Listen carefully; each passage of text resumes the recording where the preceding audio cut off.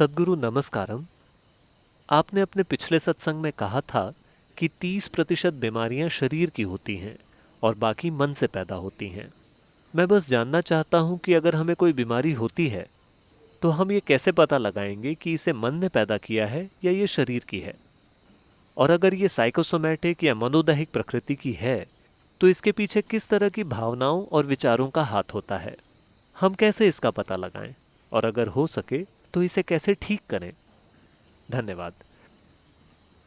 मान लीजिए कि आपका दायां हाथ अजीब हरकतें करता है, आपको मारता है, आंखों को कोचता है। आपको बीमारी है या नहीं? है ना?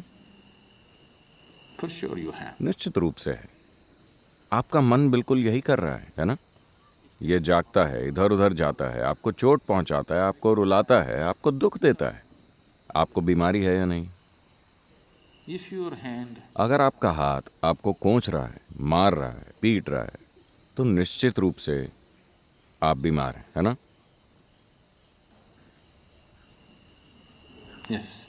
तो अगर आपकी भावनाएं और विचार आपको हर दिन कोंच रहे हैं, आपका गला घोंट रहे हैं और आपको यातना दे रहे हैं, तो क्या आप बीमार नहीं हैं? मैं आपकी परिभाषा से ही चल रहा हूं। तो चूंकि ये बीमारी जारी है, ये कई तरीकों से भौतिक शरीर में जाहिर होगी। इसमें अब कोई शक नहीं है।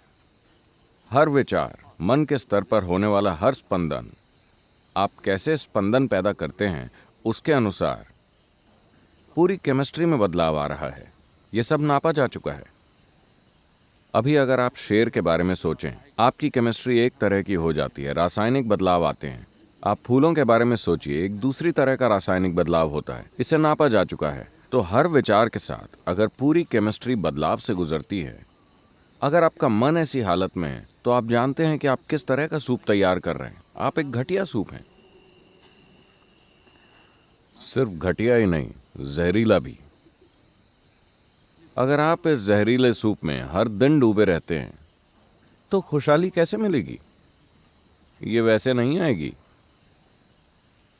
इस दुनिया में आज इस चीज पर हमारा इतना ज्यादा नियंत्रण नहीं है कि हम क्या खाते हैं, क्या पीते हैं, क्या सांस में लेते हैं। सब कुछ थोड़ा जहरीला हो गया है। आधुनिक समाज मानने लगे हैं कि बीमारी और विकार एक प्राकृतिक प्रक्रिया है, जो एक गंभीर गलती है। प्राचीन सभ्यताओं ने हमेशा बीमारी को एक गलत चीज की तरह देखा। एक इंसान को ऐसा नहीं होना चाहिए। एक इंसान को बीमारी की किसी भी हालत में नहीं होना चाहिए, क्योंकि बीमारी यानी बुनियादी तौर पर कुछ गलत है। लेकिन आधुनिक समाज मानने लगा है कि यह सामान्य है, क्योंकि ऐसा एक पूरा उद्योग है जो आपकी वजह से फल फूल रहा है। बहुत बड़ा उद्योग।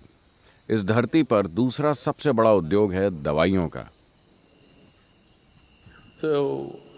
अगर इस दुनिया में दवाइयों का उद्योग दूसरा बड़ा उद्योग है, यानी कि घटिया सूप की भरमार है।